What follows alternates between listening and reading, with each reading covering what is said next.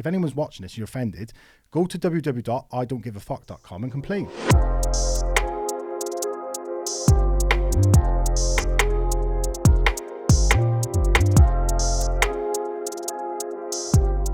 So today, guys, we're joined with online coach Ricardo, also known as the Welsh Italian. So tell us, Ricardo, what are the issues around online coaching?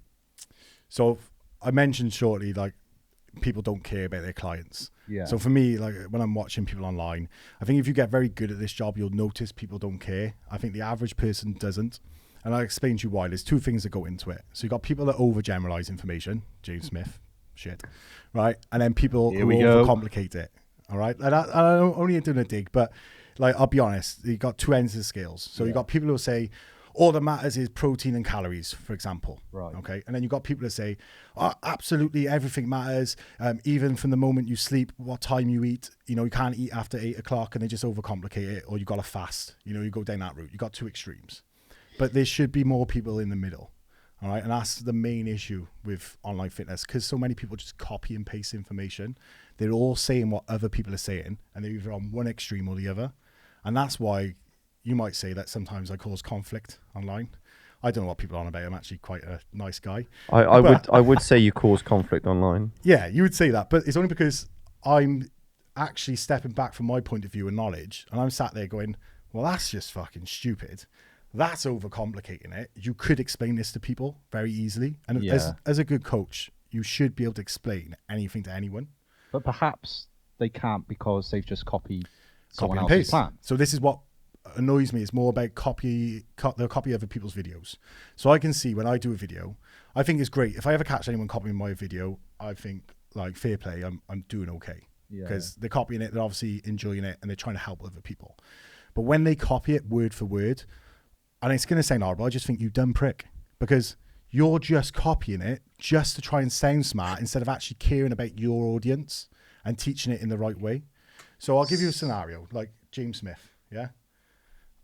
I think you're pretty shit, to be honest, mate. Your marketing's good, and I know people are going to kick off for this, but anyone with a brain cell can tell James Smith PT is not the best PT, okay? Why? Tell us more. So how many times you hear him say it's fat loss, just calories and protein, yeah? How many times you heard that? I don't know exactly, but a lot. Because his whole it. personality is calories and protein. Until recently, because he's been repeating things off someone else, and I've noticed word for word he's doing the same thing. But we'll go into that in a bit. So let me just say calories and protein. And let's just say if it's really just about calories and protein to get in good shape, okay, and lose weight, yes, the immediate effect of eating less calories is to lose weight. But you're forgetting it's not that complicated. You don't need to worry about loads of things, but things like let's just say, I'll give you a scenario.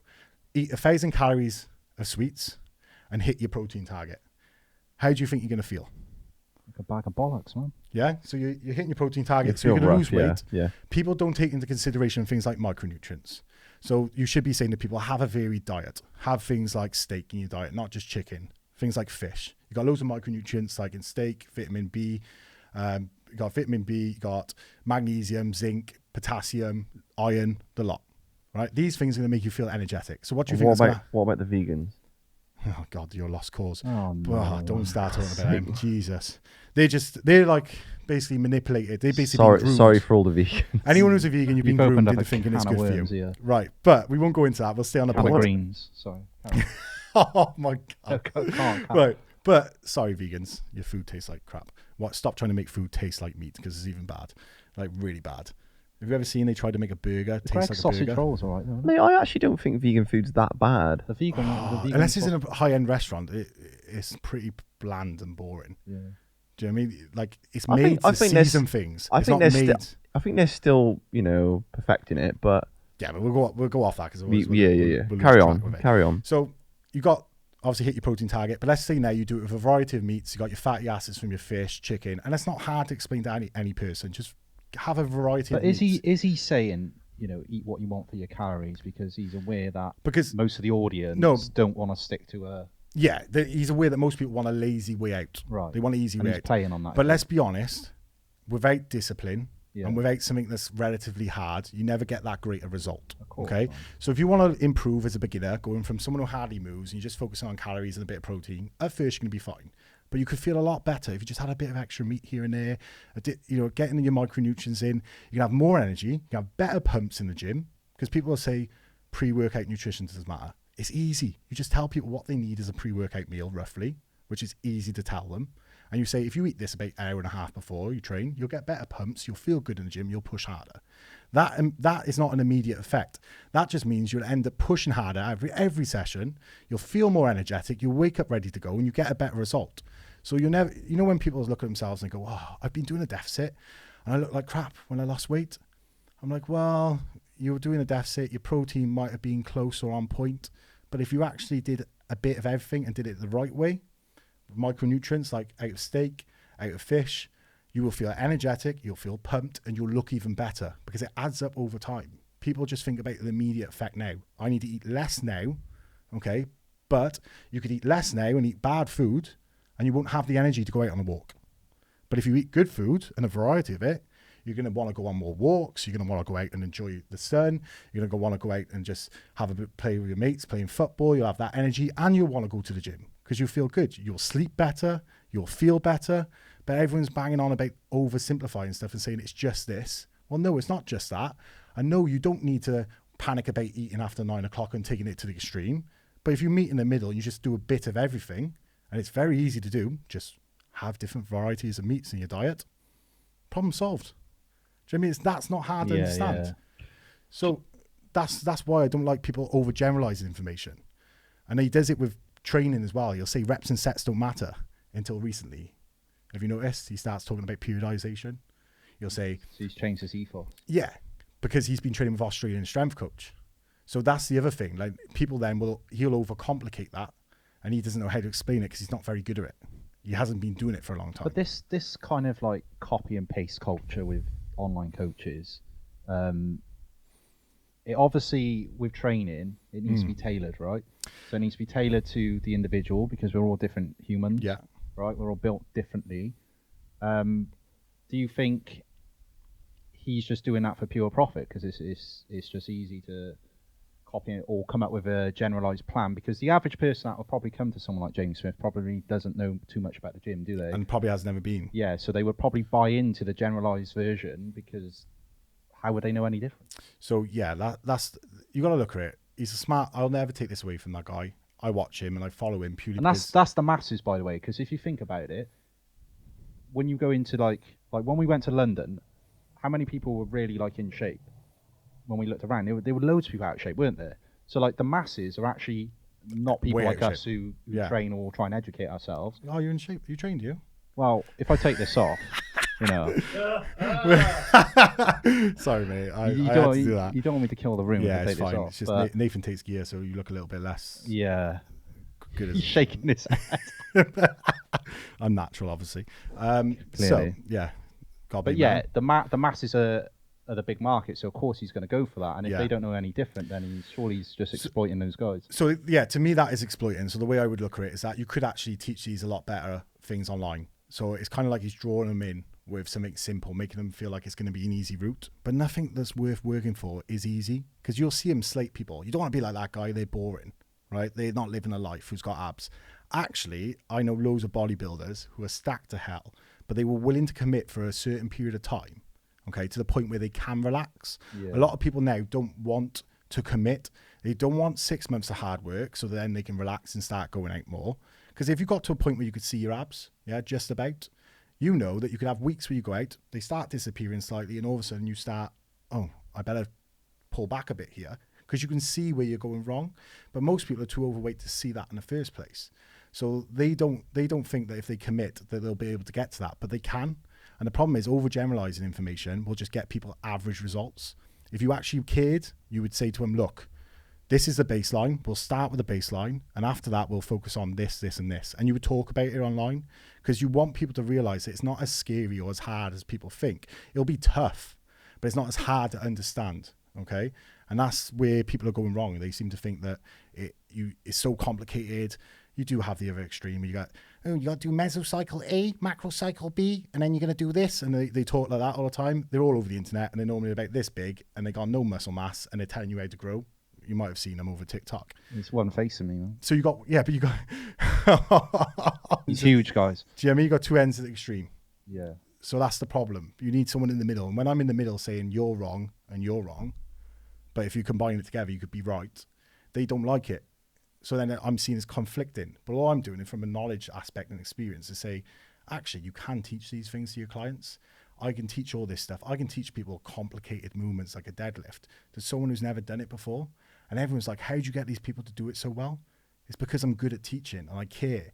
I don't learn off someone else's cues. I make up my own. I do it through experience. I might hear someone else's cue and think that's a good idea, but I actually care enough to want them to do well. Whereas in these people will just regurgitate information. Like James Smith's been doing videos on deadlifts lately. Shit still, mate. But he's been doing videos on deadlifts, right? And getting it wrong. Like advising people, oh, this is how you got to do it and this is what happens. And I'm looking at the video and going, you're kind of right, but then you're also wrong because you just overcomplicated it. And as someone who does the deadlift a lot, even I wouldn't understand what you were saying there. Whereas in other people who knew, what is he like using too much like jargon and biomechanics and? He's kind of just not even just that. He's like he's breaking down the lift in the wrong way because your brain can't understand things in a certain way. So when you teach someone, this is something you learn. When you teach someone to do a complicated lift, you just focus on one or two cues that are simple. Yeah. But you also want them to visualize it. They have to be able to see it. Yeah. So you'll be telling someone, oh, you need to hinge and do this, and don't sit back, just sit down. He's not saying the right words. What he could say during a lift, and I'll do a video on it soon on my Instagram, is you could have done this, this, and this, and here's what it looks like. But he showed a video of him and just explained it completely wrong in my eyes. And as someone who's experienced, you will see that, and it frustrates me because I think if you cared about your clients, you would do this better. Hence why I've had people like Squat University share posts and tips and tricks I've done, because you can obviously see I care. He's an intelligent guy, and the original tips. I did stuff on there that people have never done online that I've never seen, like the fishing rod one about the spine with a deadlift, or I did one recently about dropping your balls into a cup. I've never seen anyone for a squat but I've never seen anyone teach it like that. It's an interesting way to teach, but yeah, I've seen that one on your Insta. Can understand. Yeah. And the problem is with most people is they'll just copy and paste. No, sorry, I won't say that. Carry on.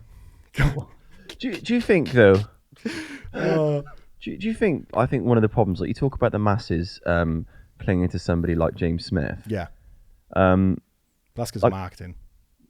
Yeah, his marketing's fantastic. There's no denying that. But I was reading a forum earlier, just doing some planning for this episode, and there's an bodybuilder who was an online coach, and he's talking about why people are disenfranchised with bodybuilding in general, and people there's so much negativity around online coaching, and one of the big reasons is online coaches constantly slating one another, and it creates this kind of, I don't know, there's just a lot of negativity around it. Everyone's slagging each other off. Slagging each other off, and then it creates this world where if you're not actually really motivated by the gym, you're motivated by wanting to change your body, which I suppose, if you look at the statistics, the masses aren't. Yeah. Why would you want to go and enter a world where everyone's slating one another? Like, he's shit, she's shit. That's for everything. If you look at anything you teach online, how many people do you see every subject? I think that's just natural for people. I think bodybuilding on online coaching is on a different level to most things. Personally, I will say that it does happen a lot. Like James's whole profile is that him calling out people. He does. Yeah, that's exactly what he does. He slates people constantly. If you notice, I do it now and then, but I don't do it that often. There's a reason why I don't need to do that often. I only do it because I like to have fun. I generally think it's great, and it draws traffic to my page that people who would never normally watch my page. So there is a benefit. People are drawn to negativity, right? Oh, big time, man. It's just the way it is. They're drawn to it, so I use it for my benefit sometimes. But the majority of my page, you go through it, there's loads and loads of posts of me giving helpful tips. Yeah, if you ever get bored and you want to scroll through it instead of pulling up, then you can actually have a little look through, right? But that's normally what young lads are doing, right? These days, they're doing that instead of looking for education. But if you go through my page, yeah, they're going for Pornhub. But if you go through my page, you can see all the helpful tips. No one kicks off about those tips or shares them. Not all the time. They will sometimes do it, but they share and kick off about things that are negative. So when you call someone out, they'll come to the page, they'll look, they'll share it, someone else comes to your page. The good thing about that is when they come to your page, they start looking at all the good content you do. So that's why I make sure that the good outweighs the bad. But the bad is a tactic to get people there. So as a coach who wants people to understand things and the average person to understand complicated things that aren't complicated, I'm just not an absolute idiot. I know how to relay the information, okay? because I actually don't copy and paste information. I say things for experience. The more that come and see that, the more they'll want to get into fitness. And the problem is sometimes you have to do that to draw those people in, because there's loads of different audiences we have. The ones who are already watching me are already probably going to the gym. There's people out there who probably would never come across my page unless I did something like that. So sometimes a bit of controversy, like saying something, pissing someone off, gets people to your page. It's just a tactic for me. And it doesn't matter. You manufacture it. I don't manufacture it. I pick people who I know don't care. So I think some people will do it with people who do care. They'll like just pick on someone. But if I see a young lad who's trying and he's getting loads of information wrong, I'm more likely to message him and say, look, mate, just so you know, like what you posted was wrong. Let me help you. I can see what I can do to make the post better for you. And because I care, I sometimes won't even message, but I'll leave them be because you can see they're trying. But when I go to their page and they're like an ex-celebrity, like the one I did from Love Island, who was an absolute bell. But like I did one on him. And call him out? Yeah, I can happily call him out. All right, Theo, how you doing? So basically, very bad at your job. He thought there was an inner chest. All right, and I'll do this quick. He thought it was an inner chest. Anyone who's a PTO coach does not think this is the cameraman's wetting himself. Anyone who's a PTO coach knows there's no such thing as an inner chest muscle, right? So if you're a coach, you should know these things. I'm sorry, there's certain levels before you start coaching. Do it for free, help people out and learn, right? Because if you're going to start making people spend money, you got to make sure you provide the best content you can for them. And you will make mistakes, but you'll make a lot less if you really know what you're doing. Okay, I'll still make mistakes, but I make a lot less because I know what I'm doing. So he put a post up, inner chest thing. He's the type of person I'll call out. Do you know why? Because he's a celebrity, Z-list, but he's a celebrity who has decided to make profit off people because he's in shape, relatively in shape, not amazing shape, but he was already relatively good shape from sports he's done before. And now he's happy to sell a service and con people out their money for information that's highly incorrect. And before I did that, I went through his page. I went through his TikTok. I went through his Instagram. And I thought, maybe this is a one-off, so I'll let him off. But it wasn't. It was just bad form, bad lifting, bad advice, right?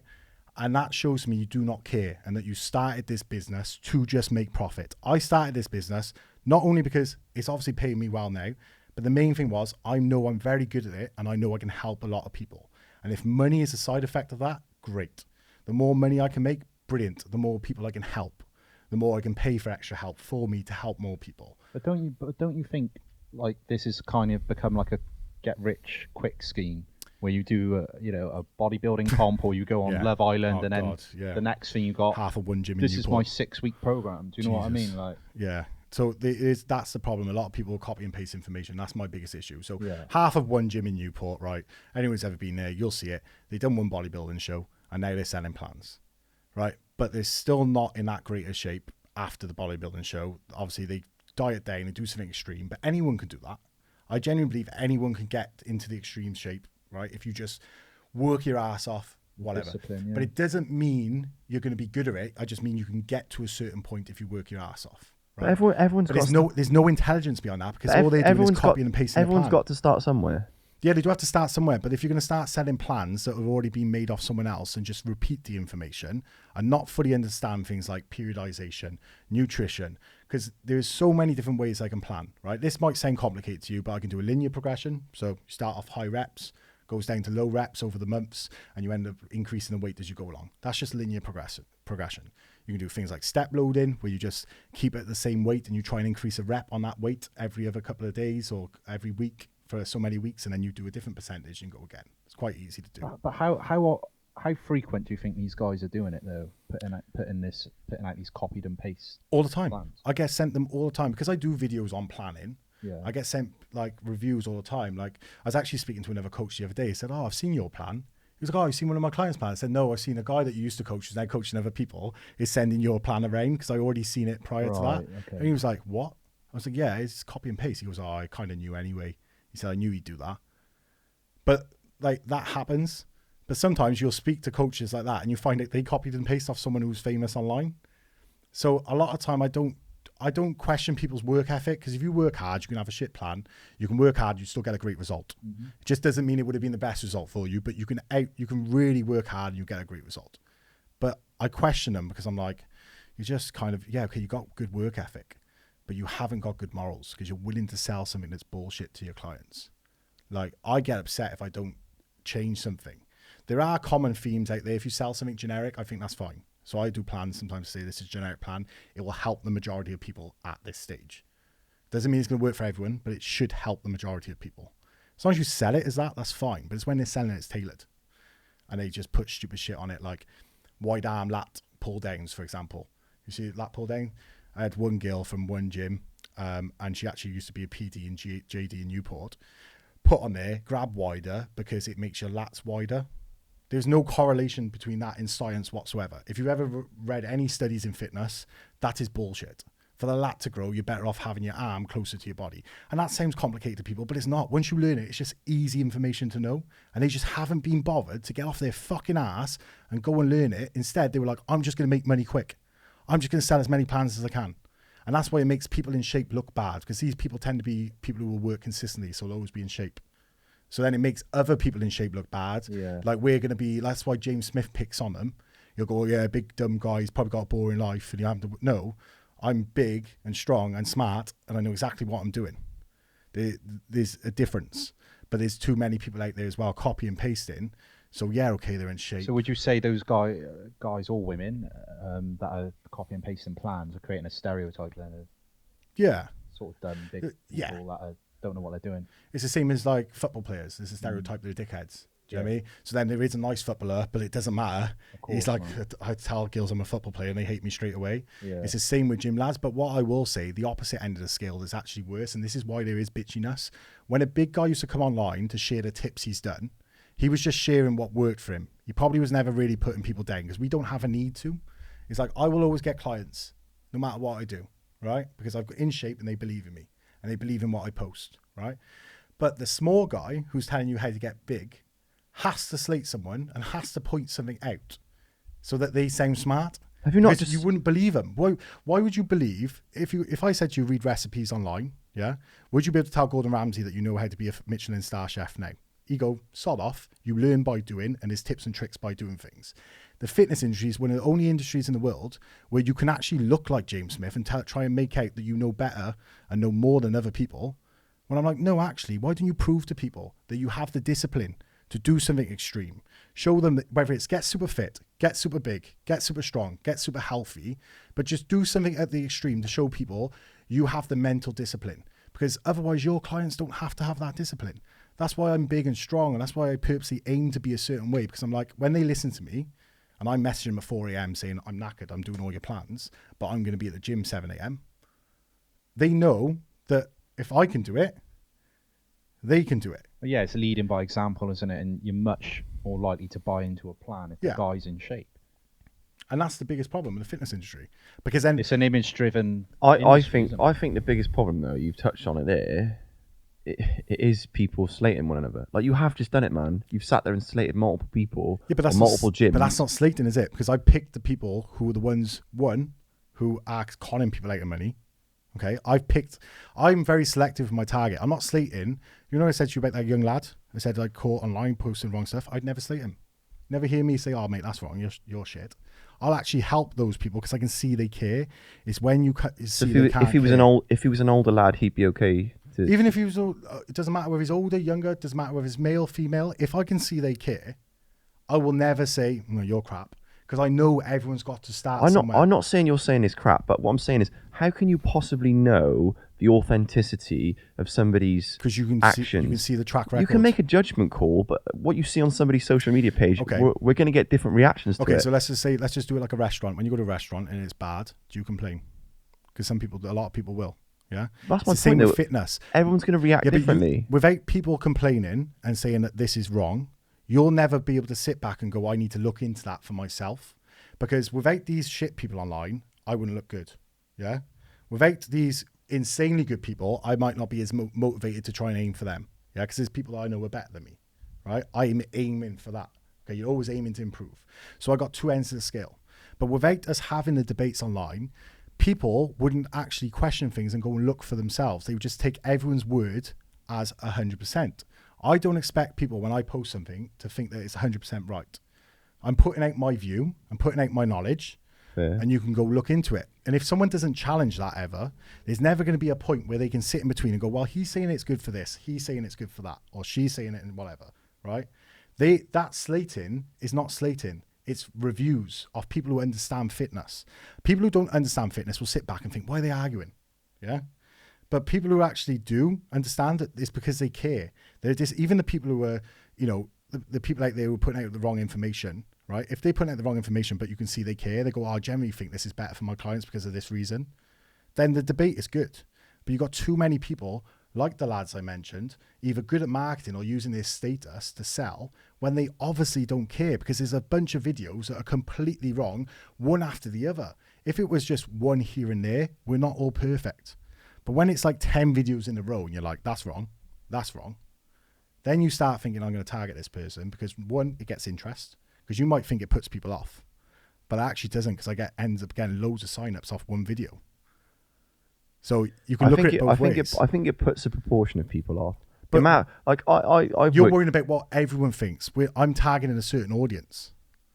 That's what you got to forget. You're forgetting when you. I'm saying is there'll be an audience that will put off anything to do with fitness. But why do I have to worry about that? Well, I'm not saying you need to worry, but I do, because I'm sitting here thinking of, like, for example, I've trained quite a few people. They're so anxious of ever entering a gym because of very reasons like this: the amount of ego, the amount of status, the amount of like animosity, especially between men. And do you know what? It's not just between men. It's between. I'm saying especially between men. Yeah, okay. From what I've seen, I'm not saying it's not between females. Of course it is. But I just sometimes when I hear people say, like, I go to the gym all the time and I really enjoy it, I love it. But there's a lot of people, a huge proportion of people that don't want to go there, because they think it's such a toxic environment, and it can be. But we can't account for that. It's a bit like every time you speak, you risk being offensive. Yeah, every time you speak, someone could be offended by me saying something about people should be in shape, and they'll call me fat phobic. And then some people might be offended by me saying that people should be average. Yeah, there'll always be someone pissed off about something you say. So as someone who's doing this for a job, all I do is I pick a target audience. And that's why it's good to have all different types of people. I might think some of these people are dumb and I might call them out, but I think they have their place. Because James Smith might have good marketing skills, might be ripping people off, etc. in my eyes, but he is actually still getting some people who would never go to the gym to go. So I can't slate him for that. I can slate him for his morals and his technique to it, and I think that's bad. But that's just because that's my values and my morals. Yeah, someone else will still benefit. So when someone else is not benefiting, there's always someone who is benefiting. And if you start thinking, oh, if I say something that's going to stop someone going to the gym, you never say anything online. You never talk about any subject. You never talk about anything. When you speak, you risk being offensive. And as a man, especially, just say what you think. Try and do it with care, and you can't go wrong. There'll always be a Karen in her basement on a keyboard going, yeah, you're a dickhead. Or Steve having a wank in his mum's basement, kicking off. There always will. Shout out, Steve. Yeah, hi, Steve. But yeah, do you get me? There will literally always be those types of people in life, and there's nothing you can do about it. Do you ever worry about offending or upsetting people? No. Ever? No. I worry about being intentionally offensive, as in, like, I would never want to come up to you and just be horrible for no reason and just vindictively want to hurt you. But I don't worry about me just being me and it causing offense, because there'll be a crowd that like what I said, and there'll be a crowd that don't. If you always worry about people being offended, you literally might as well stay inside, lock your door, and not speak, because you risk being offensive every time you open your mouth. If I say, I like someone to be a certain way, do you know what I mean? This is the problem. People don't want to take responsibility. So when I say something, they don't want to take responsibility. Okay, there's 3 things that make someone successful in the gym and in life. And I've said this to you earlier: responsibility, discipline, and focusing on the right things. Okay, responsibility. When you say responsibility, like, what are they not being responsible about? So people can be offended by me saying that if you're fat, you need to do something about it.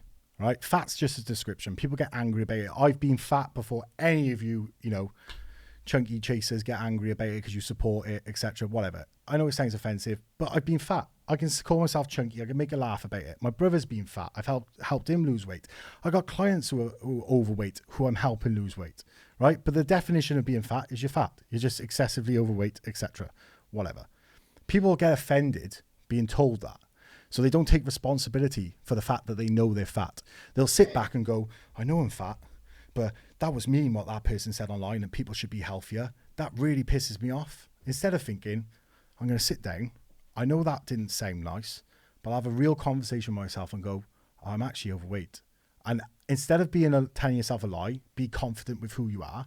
It's okay to take responsibility and say, actually, I'm not that confident with who I am. I'm going to change something about it. We're teaching people that they need to just they love themselves. No, love yourself in general, but notice when something's wrong. That's the best way to be.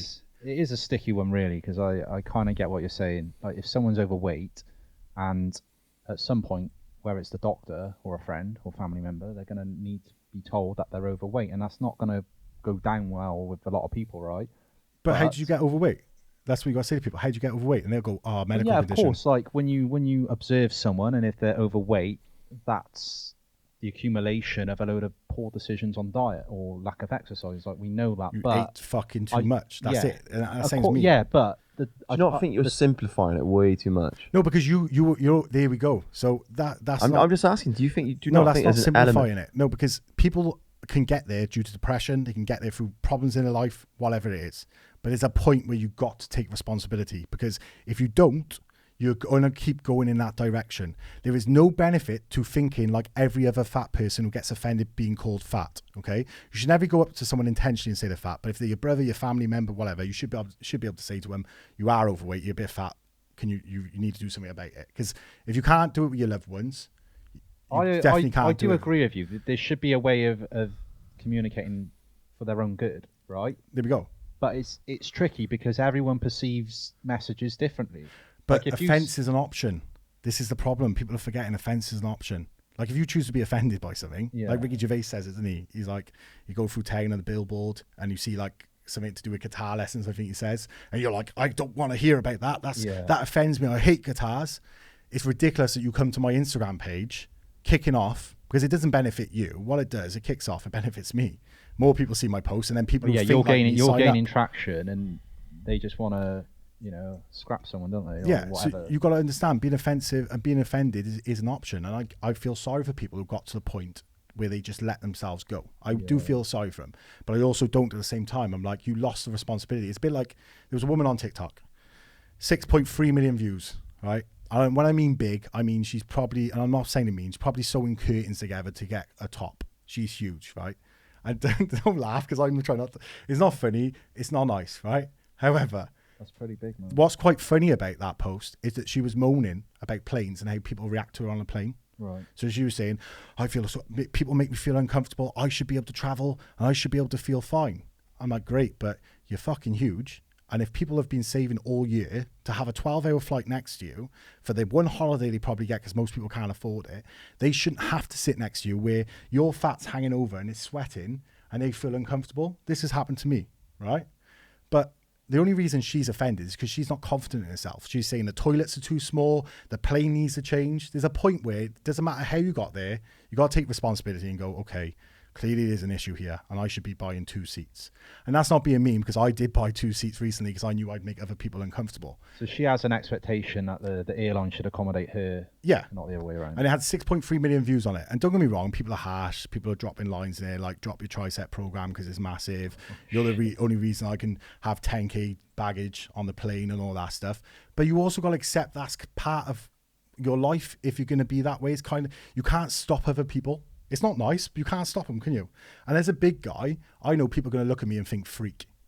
Do you know what I mean? I get on a plane and I sat there and I had 2 seats and people were like looking at me like, oh, I hope I'm not sitting next to that guy. But the reason it doesn't bother me is because I'm proud and I worked hard to get to this point. Yeah. I'm not sat there insecure. And it only affects those people because they're not taking responsibility.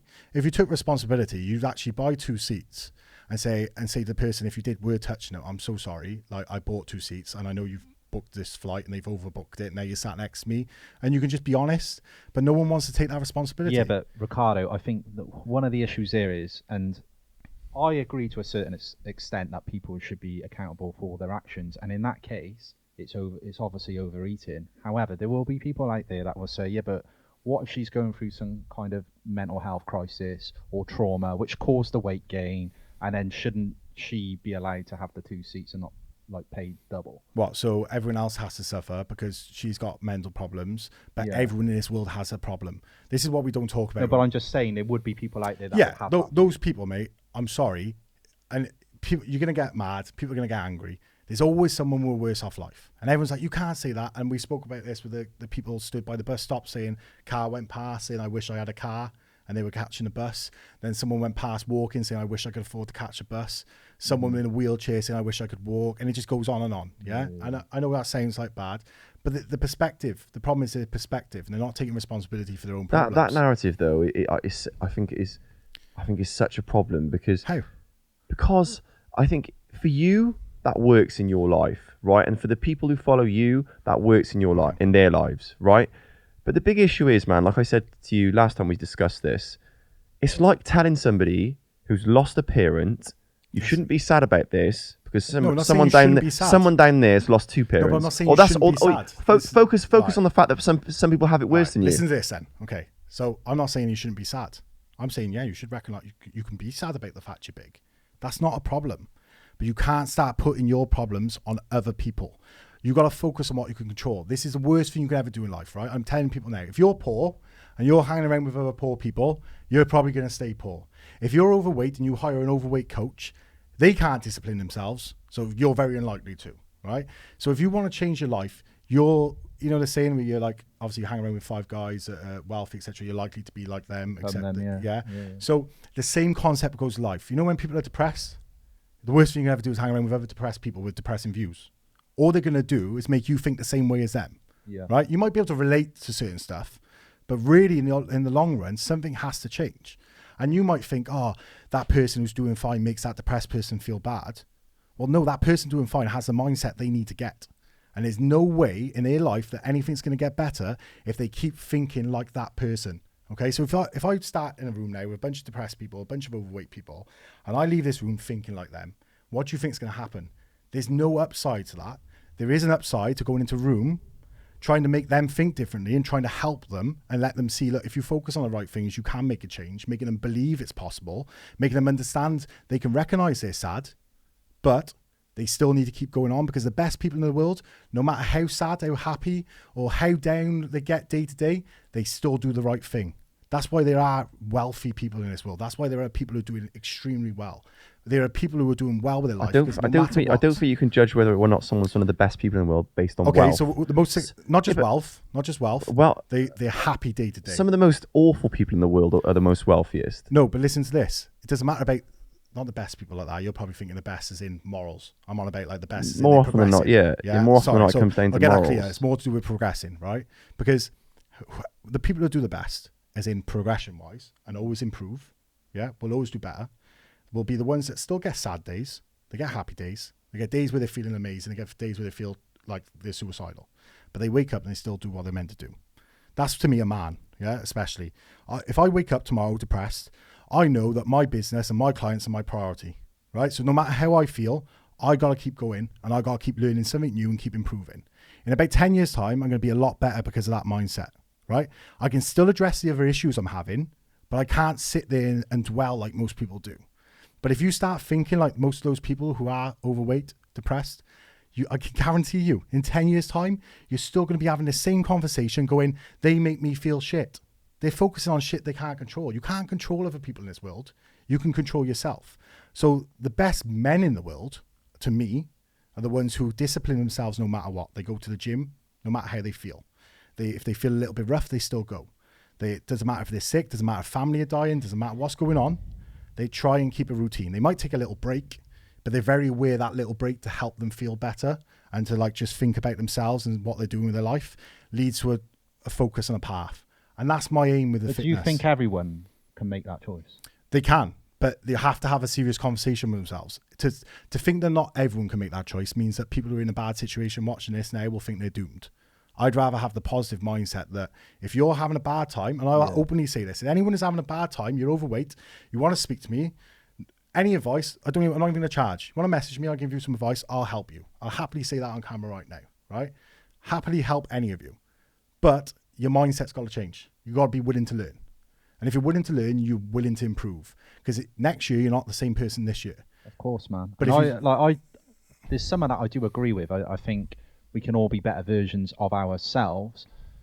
The question for me, though, is why, and I can use myself and my half-brother as an example, we both come from a similar like background. Hasn't been Different amazing, but how we're so different. How I'm progressing and he's not, and I Because just that could don't. be mindset. I That can know be- that, but I can't get my head around that because we've had the same opportunities, right? Yeah. Yet we're so different. You wouldn't think we're related, but why? Why But is you know, that? you're Why different can... to other things because, like, social influence. Who were his mates? Who was he hanging around growing up? And Do I you know what get that they can. That they can all pile on. Yeah, they can hang around with subculture people that are kind of, you know, all doing nothing or Yeah. being static, and I get that can pin people back. But Why is and he it's so not different? Just, yeah, it's Yeah. not just me. I've seen this in other people, and it makes me question: can everyone do it? Like, has everyone got that dog in them to go out and do it? I'm not sure if they do, man. I think they do if you get the right people around them, or they start watching the right things. Like when you're down, the worst thing you can do is go on YouTube and start searching You other get people that are sucked down. into- yeah, But if yeah. you would start searching like Tony Robbins or those people who were like very good at giving you right advice, Jordan Peterson, start searching and read a few of his books, amazing, right? And he says the same thing. He says a lot to do with like what you focus on. I'm not saying you can't feel depressed. I'm not saying you shouldn't be upset about being overweight. I'm saying understand it's there, understand the problem is there, and address it. There's a big thing that people need to do. Like, I've been depressed, I've been in situations, but it's actually quite selfish. I see it as being selfish. There are some mental health conditions out there, people with certain disabilities, okay, that maybe it's going to be hard, okay? It's going to be very difficult. Yeah, but yeah. you're going to be worse off if you think they're not savable. You'd be better off thinking there is I a would way. I would like to think everyone's savable, but if we're looking on like I know what you're saying empirical about- evidence, and so many people like I've just witnessed through college, uni, Yeah. work, everywhere, and I just think, how are they so different to their sibling, or how are they so different to, you know, the person next door? Why are they driving that and he's not even started his driving lessons? Do you know what? Like, there's a question mark for me. There's a question mark, but it's like you said, you're influenced by what you watch. You can be influenced by other things, great, okay? But you can recognize that for other people and you can try and help them. That's why I think, we won't go on to it, but like Andrew Tate, we might talk about it after, whatever, but Yeah. I think he's good for some people. But then there's other people online who do it a nicer way, who are also good for other people. You need different views. You need different approaches. Of course. It's like, You can't say that what I'm saying now is wrong, because it's actually right for many people watching this. But there might be people watching this and not at the right time in their life, who are not willing to accept it. But there's a time in their life where they could sit down and have that conversation with themselves and go, clearly I'm doing something wrong. And the responsibility aspect, if they're not taking responsibility and not willing to be disciplined and focus on the right thing, they're always going to be in the same path. So when I come online and start talking about people, no matter what, doesn't matter if someone's got a worse off life, that's me saying, take responsibility for your life, because someone else who's had a worse off life than you and is doing worse has now found a way to get better. And that should be motivation for them. Everyone takes that as a dig. They're like, oh, I can't say that because you don't know my brain. Well, everyone's got that problem. We've all got that. If I spoke to you and you said, oh, why are you this way now? I'm like, well, you don't know me. Like, you know nothing about my life, which you don't. But the point is, none of us know anything about each other's lives. Yeah. All I do know is what makes it work for most people. And what will make it work for most people is responsibility, discipline, and focusing on the right thing. So if you can find a way to teach someone, doesn't matter how they feel, that should be your aim.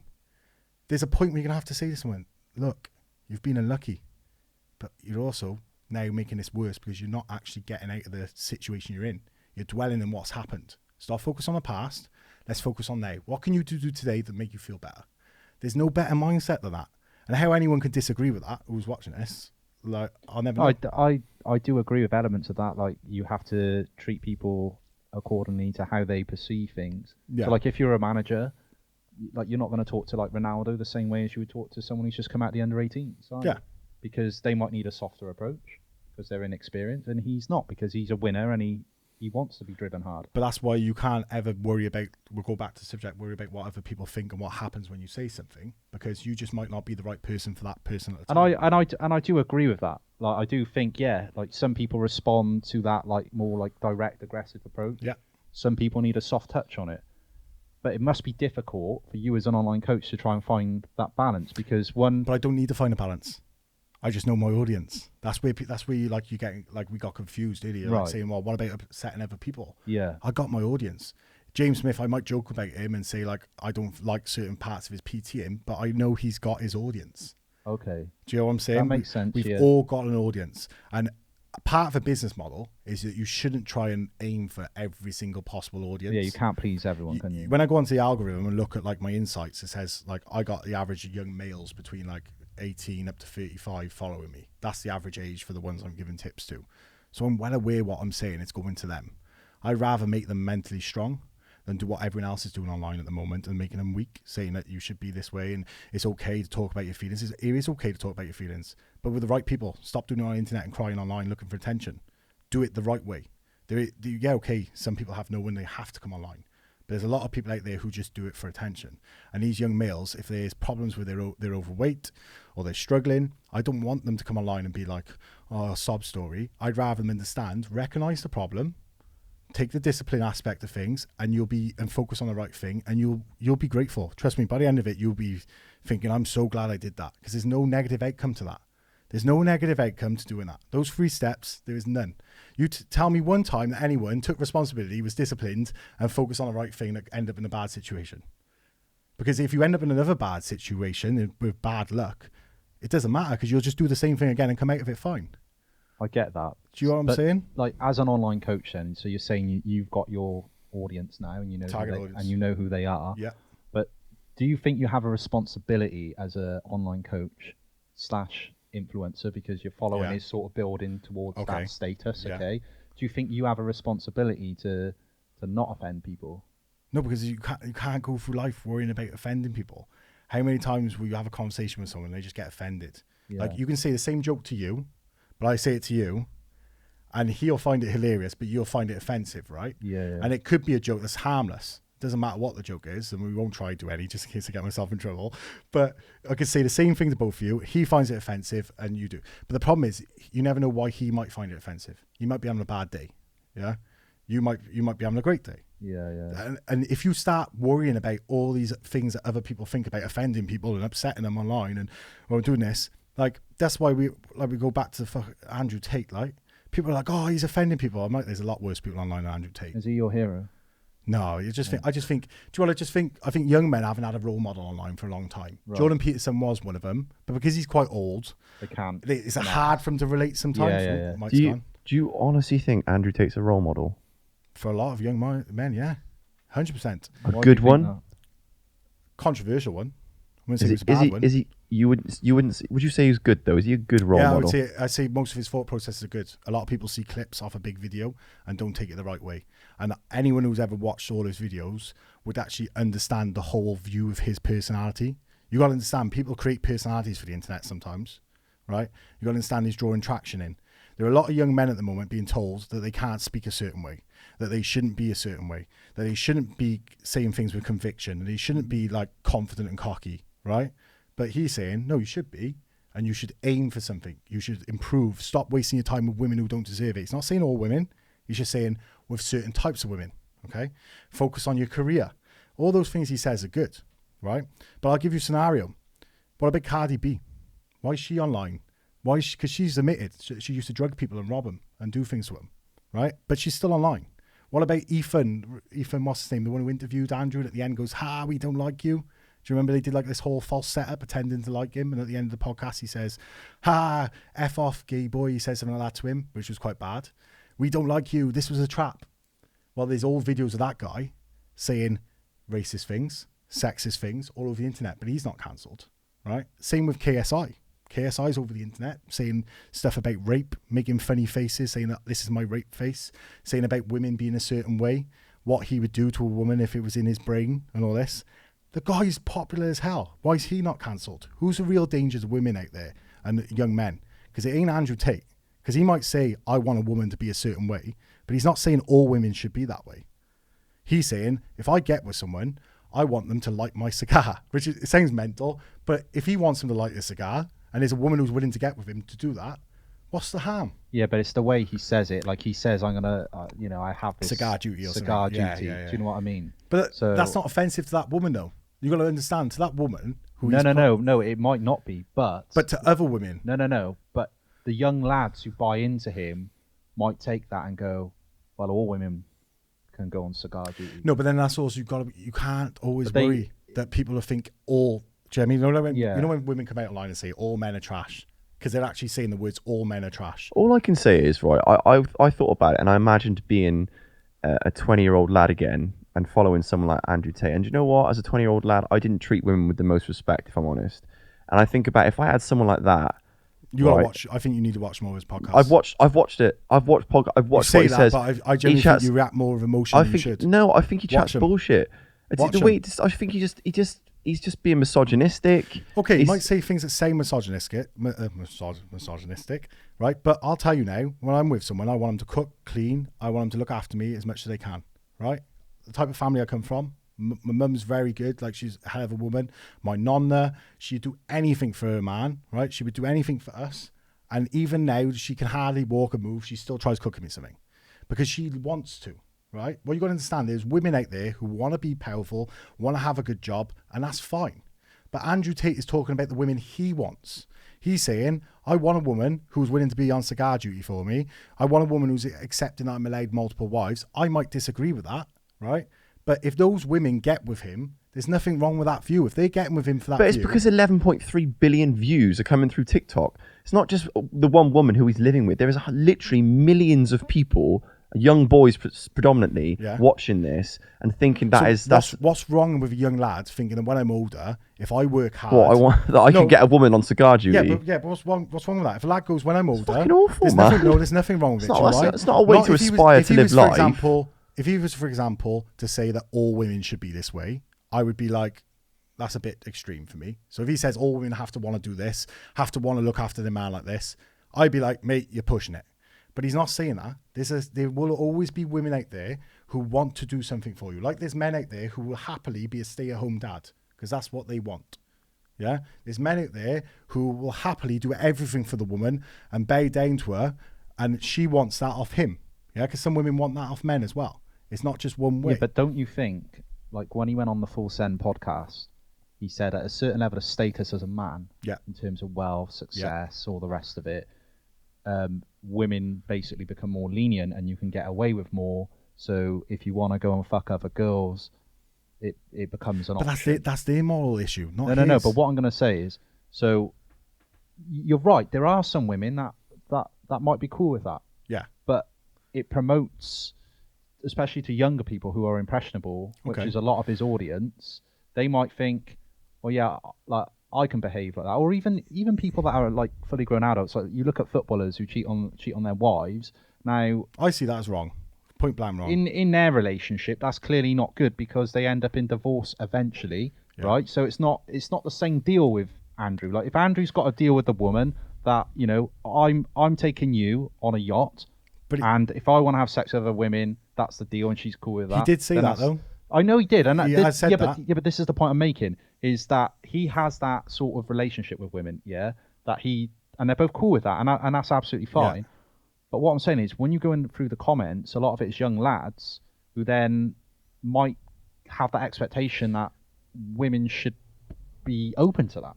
They should, well, not they should be open to it. They're going to be women who are open to it. If those lads want to... But can you see how they could misread it, though? Yeah, of course, you can misread anything, though. This is the problem. You're saying about that, but Cardi B hasn't been cancelled. KSI hasn't been cancelled, right? Tate's back now, right?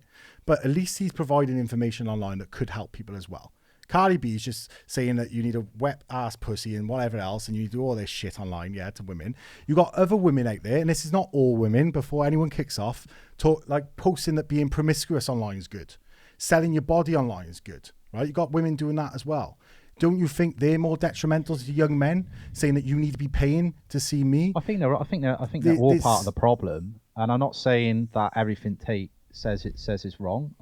Some of his. I don't agree with everything. I agree with. Of course. There's bits of like negative, positive in everyone. Do you know what I mean? And like some of the stuff he says when he refers, to the dynamic of men and women, and he's saying that men will always go for looks and women go for status and power. I think there's some truth in that. Quite true. Yeah, I do.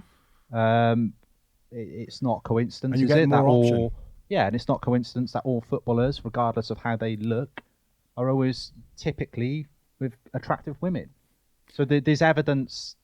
But that's good for men to know. That's good for young men to know, because let's just say you're young and you're not the best looking. Okay? Let's just say that.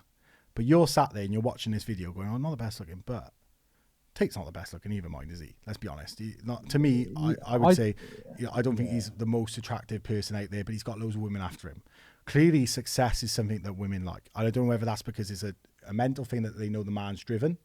They know the man will look after them. They know they're safe. Yeah, which not all women, because some women want that. And there's nothing wrong with knowing, young lads knowing, that if they work hard and they get to that point, they have those options. The issue is that some people will get a mixed message and they'll think just because they're a normal lad that they can talk to every woman like that. No, always treat a woman with respect. Always try and talk to her nicely, but find out what she wants as well. Because if you're with the right person, certain things won't offend her. I've been with women who wouldn't cook for me, wouldn't do anything for me, and had a point of telling me that they had a high-powered job and they're going to be in charge, etc. And always wanted to make that point. And I was with them for a little while and I thought, this isn't the woman I want to be with. I want to be a woman that I can look after, okay, but also cares about me in a different way. Because I was coming home from work and having arguments with different women in the past, and I'm thinking, you don't really care about me at all, because I'm going to a job I don't really want to go to pay for you and to help you, because I want to do something for you, and you don't care. You're just trying to tell me how I should be. But then there are other women I've met, and I'm lucky enough now, very recently, to have met someone who's amazing, who will do everything for me. Her mother even does everything for me. Will cook, they'll clean it, and out of the basis that they know I'm a kind person, I'm willing to do everything for them. If any of them ask me for money, I'll give them money. I'll work my ass off so I can do that. And I think it's nice that they feel like they can reward me or actually care about me enough and do things for me. And that's where people get the message mixed. You're all worrying about offence. You're worrying about what other lads will think. But there'll be someone online that says something. And if Andrew Tate disappeared, there'll be someone else. Of course it would, but like I think it's the language he uses. I think you're a tiny bit ignorant to how some young men. I'm not ignorant. I just know. How do you know that? How do you know a 20-year-old lad's I know there will be some that think like that. There will always be idiots in this world. There'll always be young men influenced by the wrong things, and there'll always be young men who don't watch a whole video and start acting a certain way. But they've done that through films all their life, watching TV, watching the news. The thing is, though, the problem is, though, Andrew Tate is getting fired at them through TikTok. He is. The algorithm is fire. It's not like if they want it, they have a choice to go watch a film, which might alter the way. You have a choice not to watch what's online. I think the way that TikTok has been created, no, you have a choice. You do, yeah, but I think with children, it's been manufactured in such a way and marketed in such a way that it's almost forced at them. There's loads of stuff online that's going to offend everyone. Like, we're all talking about subjects. It doesn't matter, because regardless of whether you think he offends some women and some men, or he's ruining some boys' lives or not, he's helping some as well, right? And it doesn't, good and bad don't outweigh each other, but you've got to understand that no matter who you are and what point of view you have, if you speak, you risk being offensive to someone. But your target audience that you help, okay, will have help. So not everyone's ever always going to be perfect. Not everyone's always going to speak a certain way. People are going to swear. I say cunt all the time. People hate that and they have a go at me about that on the internet. But other people sign up to me because they think I'm hilarious and they love the word cunt. I generally have people sign up because they're like, I honestly think the word cunt's the best word ever. I get that. I get it. I do respect you. You're both worrying about, I know you've got to ask a question, but I can see that you worry about all these young lads speaking to women in a certain way. They're going to have to learn through hard experiences that unless they have a choice, that they might have to settle for something they don't want. Okay, because that's life. Your life right now is a reflection of what amount of work and what you've done for your life. I don't care what anyone says, right? What you get from your life is what you deserve. All right. So if we put two people in a situation who are both mentally weak, both struggling, but one ends up doing better, right? Because he worked his ass off every night and realized I just need to focus on good things. Yeah. He deserved to do better. Whatever you have in your life, when shit has gone wrong for me, I deserved that at the time because I didn't pick the right path. I didn't notice things. Yeah, okay, some things were out of my control. But what I did, the problem is I focused on the things that were out of my control and I got worse and worse. Instead of being a man and focusing on the things I can control. And that's what we need to teach young lads. He is teaching that. Okay, whether you like it or not, he's still teaching that. If you can't control something, you got to focus on what you can. And you get from your life what you deserve. I don't care what anyone says. If you've got a shit life and you don't like it, you've got what you deserve because you're not putting the work in. And it might hurt you. What about, we had a guest on like 2 episodes ago, or last episode, who's had a life-changing injury though, and he's been dealt a really, really horrible card in life. Yeah. don't think that. I know you're not saying the deserving of that. I'm on about what you But do that- with but your that- life. I know what you're trying to say. As in, like, if you get hit by a people bus, you people deserve. can get dealt really difficult hands, Yeah, can't they? but there's also other people in the exact same situation with the same mental illness, the same physical problem, who will focus on the right thing and push forward. And they got what they deserved. Whether you like that or not, and whether it offends you, I don't frankly give a fuck. If anyone's watching this, you're offended, go to www.idon'tgiveafuck.com and complain, right? And that's not being mean, because no matter what I say online, whether I'm being nice or not, or being positive, people will find it offensive, and that's what you're not getting. You get what you deserve. If you don't put the work in, you can't moan. How many people out there now are moaning, right, about bills? Yeah? Unfortunately, some people haven't been educated to improve their wage. They're working for someone else and their wage is set. Okay? So you might have to have a conversation with yourself and say, it's getting tougher, and I know I can't control that around me. So what can I do to make it more comfortable? And I give away money online for that reason, because I do feel bad for those people who are trapped. But I also hope that it motivates them. And when they get more money, they think, how can I get more of this? Because at the end of the day, you get what you deserve. You might have been brought up into a different situation, but there's someone else next to you in the same situation, with the same mental illness, with the same problem, who all of a sudden does 10 times better because they focused on improving. And I don't care what anyone says, you get what you deserve. I deserved to be in a bad place a few years ago, with all the people I met who I thought were screwing me over, and I was going online saying it's their fault. That was the worst attitude I ever had. That was the worst thing I ever did. I should have never done it. I deserved that. And then when I started getting better, I also deserved that, because I started focusing on the right things. I'm not saying this from someone who's never been through anything. I'm saying it from someone who's been in shit situations. And then people will look at me and go, oh, he's in shape. He's always been in shape. He's strong. There's pictures of me when I was fat. Do you know what I mean? Everyone always assumes that someone's got a silver spoon. There are some people out there. But it doesn't matter. If you start focusing on all these, oh, but that person and that person's got this, you're never going to improve. Focus on what you need to improve. Focus on responsibility and discipline, and you'll get what you deserve. I'm sorry, but there's no arguing with that at all. I know there's no right and wrong, but those three things are very hard to dismiss. Because if everyone does what everyone else does and starts sitting around going, my life's bad, you're just going to end up that way. You're going to end up stuck in the same situation. You're allowed to be sad. You're allowed to be hurt. You're allowed to struggle. Lose your parents, anyone like that. My friends lost like brothers, all those. They're allowed to be down, but they're now doing better because they focus on the right things. I get what you're saying, but I just think there's a lot of people who would listen to you saying that would think that's a very simplistic way of looking at the situation. Like you talked about Tony Robbins. I don't want to go too much into him. I'm a big fan of Tony Robbins, massive fan of him. I think he inspires a lot of people. I watched a YouTube video the day before yesterday, and this girl, and she like for like 2 hours, like was tearing apart what Tony Robbins does, and was talking about how he's cheated on multiple women, and basically saying he's a misogynist, and his narrative is toxic.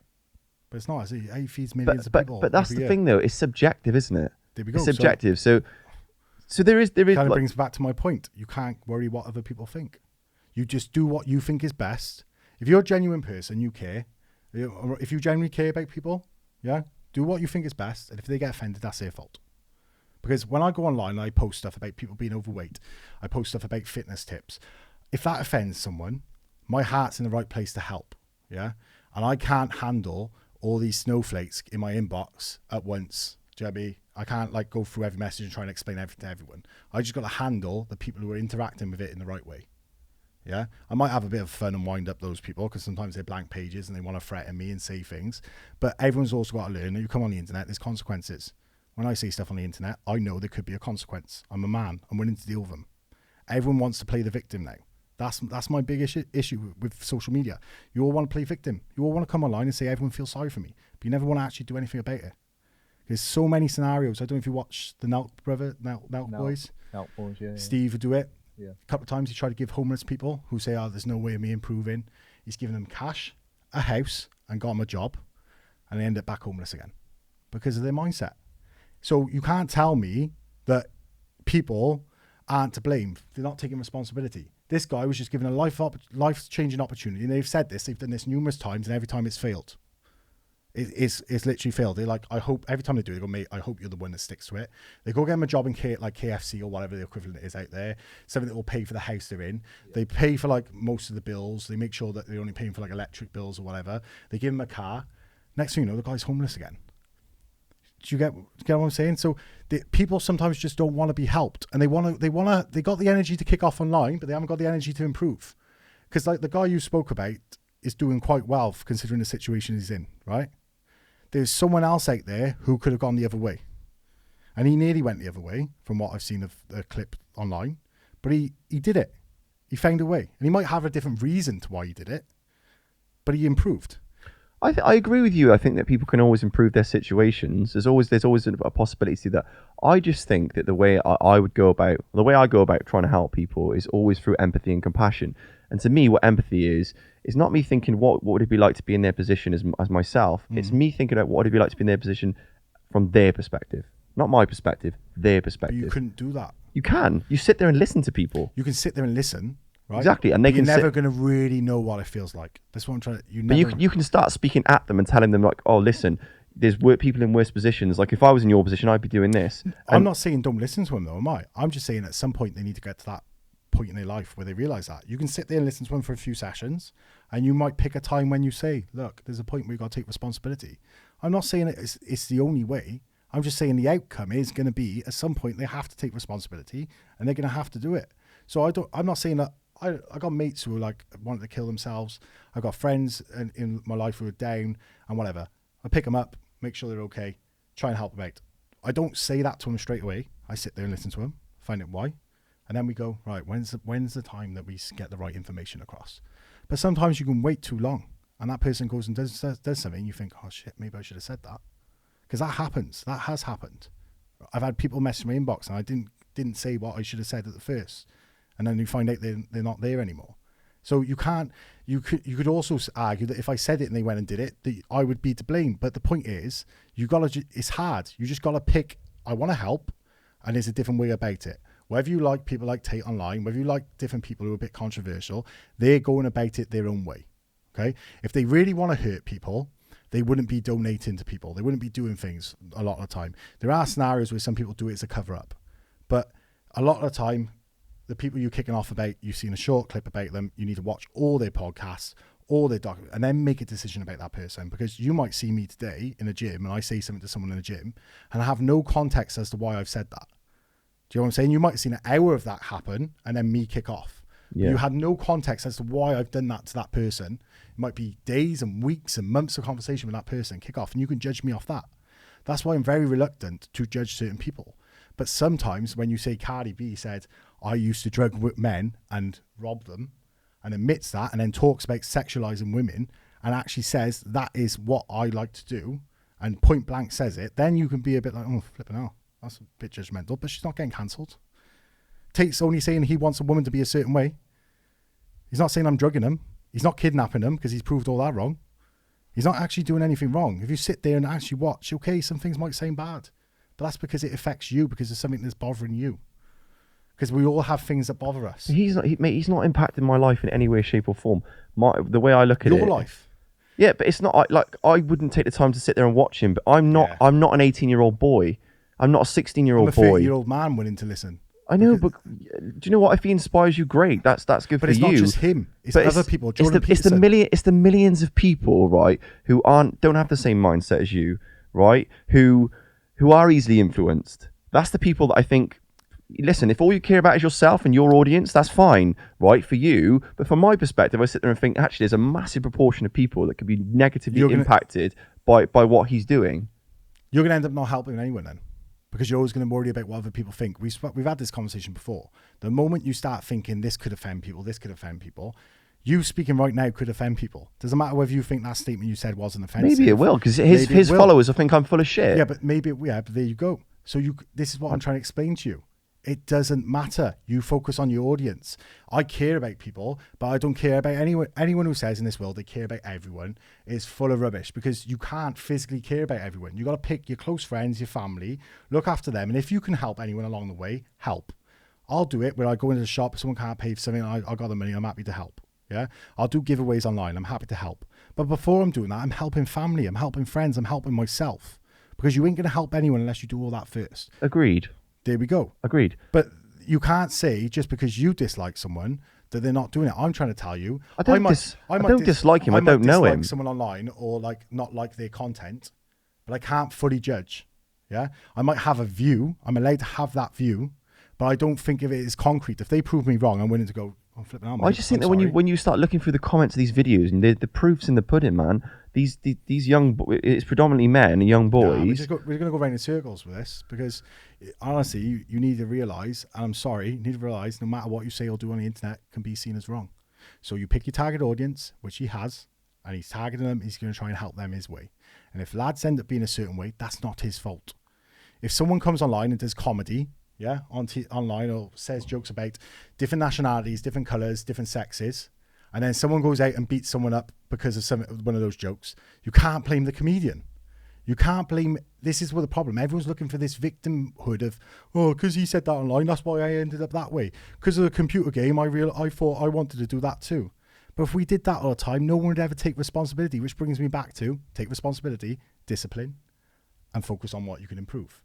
And everyone, you might think that sounds cocky, but there's no. I think that's it's difficult to measure, isn't it? Like the impact of movies, influencers, whatever.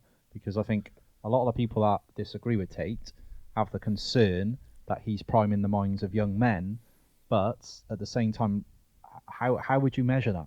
Well, how do you measure the fact that these other people are priming the minds of young women and young men with their views, saying men shouldn't be a certain way? That's what I'm saying. Not just Tate. In general, you can't measure it, really, you need all these different views so that they can pick one that they want to go with. And they might pick the wrong one, but that's life. And you're going to learn really quick if you do pick the wrong one. And you're going to have to find a way. But you can't control. You're thinking of factors you can't control. At least I'm thinking of something I can control. At least I know I can go home and I'll pick an audience and I'll help them. But you're worried about so many people, you might end up helping no one. Do you know what I mean? Because if you start thinking, I'm going to offend someone, this could possibly hurt someone, this could possibly go wrong, that view could be this bad and this could cause that, you ain't going to help anyone. So people might see me as arrogant, but anyone who's down, anyone stressed, they know they can come talk to me, I'll help them.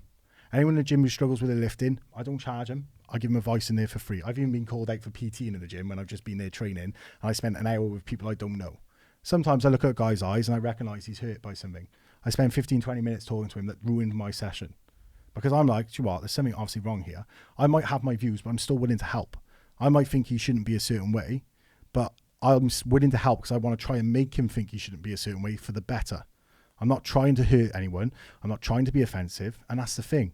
I'm coming online being me. I'm original. I don't care what anyone says. If you go look for coaches online, I'm me. You come to my page, you won't see the same content.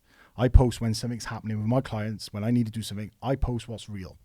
I don't just go home and log a load of stuff and go, ooh, James Smith did this. Ooh, Darren did this. Ooh, Larry Wheels did this. I'm going to do it too. I might see good ideas and think that's inspiration, but I don't go and copy and paste. And this is what I'm trying to explain to people, is that you're going to help someone, be you, and you'll help the people that like you. You can't worry about helping people around. I don't care what you say. Yeah, there's no disagreement with that. There's no right or wrong, but there's definitely no wrong answer to what I just said. Because you can't argue it, because if you go about your approach, you'll help people, but you might also hurt people. Because what I'm basically saying is you just be you, care, try and help. Doesn't matter how you go about it. If it ends up being offensive, but at least you're trying to help. Don't maliciously be horrible. Don't inflict pain on someone and want to inflict pain on someone. Just be you. And sometimes things will come out and you'll say the wrong thing. And I'll talk about people and say, oh, you're a fat fuck and all that, but I don't mean anything by it. Do you know what I mean? I just said it wrong online. I filmed it once and I post it. I actually I hardly film more than once. If I film something, I just film it and post it. Because I'd rather people see them being me. I think one thing I definitely agree with is I think you are authentic. And I think that through this conversation, we've worked out that one of the big issues with online coaching and the influencer industry and all that sort of thing is there is a lack of authenticity. But with you, I think you are authentic. You the same way you are online, having met you, you're exactly like that in real life. Which I thought you were a prick online. Yeah. No, I don't think you're a prick online. But I'm joking, man. I'm just gonna sit here and cover the shit. We don't Photoshop, I swear. He's zooming out. Don't make me look small. It's going home. I'm just gonna casually tense. Just get the light in on there. Yeah. So I think that, in fairness, I think your authenticity is probably one of the reasons why so many of your clients and people who watch you online buy into you. because like the people we've talked about, I think there is a lack of authenticity in a lot of online coaches. Like James Smith has admitted to not being authentic, and i.e. creating fake arguments with Joe Wicks to boost his portfolio, which is, I'm not sure. I don't agree with that. I just agree with, I do it for people being authentic by actually picking on the people I think should be called out. Joe, I'm not making some poor guy who's worked hard all his life, getting stuff wrong because he's not the brightest, feel bad. I'm picking the ones that I can see that just don't give a shit. Do you know what I mean? And at the end of the day, if it ends up hurting someone, it ends up hurting someone. But I might help people because they'll stay away from idiots like that. And at the end of the day, it'll always go back to the same thing. As an online coach, I'm there to teach them the right things, teach them, take responsibility, be disciplined, and those 3 things are always massively on my list with my clients, and focus on the right thing. I think that's a big deal. I think there'll always be an audience that will buy into that, you know? And there'll always be an audience that buys into him. There'll always be an audience that buys into horrible people. There'll always be an audience that buys into really nice people who are boring. Do you know what I mean? Like, there can be certain things like that. So to sum up, you can't please everyone. Yeah. And that's why I'm not controversial. I'm just me. You see it's controversial because you've got a different view. Other people might not. No. I don't necessarily, because I think the reason that you can be viewed as controversial is because you go against the grain. You're not doing that's what I'm saying. You're just me, yeah. Exactly, but most people, they're not that authentic. That's my point. No, they're adhering to the policy. Yeah, they stick to it. They stick to the trodden path. They're not doing what you're doing and just being completely authentic. The same way you are in real life is how you are online. Yeah. Whereas there's a lot of people that aren't doing that. That's why I think you're controversial. Sure. I'll take that. Any final words for James Smith? You're shit. No, I'm only joking. James, you're not bad at marketing, but I will say as a PT, you need to up your game a little bit. Oh, actually, up your game. It's my company. You can join if you want. I mean, the chances of James Smith seeing that are very low. But if you do, James, then please check out the rest of the Talking Reality podcast. I've already spoken to him before. Oh, there you go. Well, get him involved. I'd love to have him on the podcast, to be fair, but maybe one day. Trust. On that bombshell, thanks everybody for watching and listening. Please give us a like, follow, and subscribe, and we'll see you again next time on a TRP. Thanks, guys.